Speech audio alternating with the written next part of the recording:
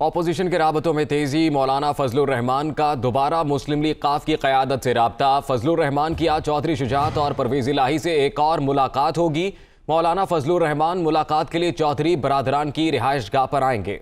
मुलाकात में MNA Salik Hussain, MNA Hussain इलाही और शाफे हुसैन भी शरीक होंगे। मुलाकात में सियासी सूरत हाल और तरीके अदम एतबाद के हवाले से बातचीत होगी। इसी पर बात करेंगे नुमाइंदा दुनिया न्यूज़ लियाकत अंसारी हमारे साथ मौजूद हैं। जी लियाकत अंसारी।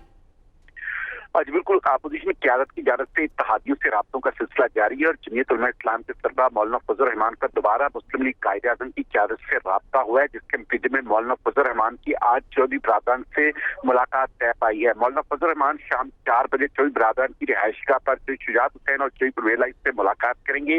इस मुलाकात में MNA सालिक हुसैन, MNA हुसैन इलाही और शाफे हुसैन भी शरीक होंगे।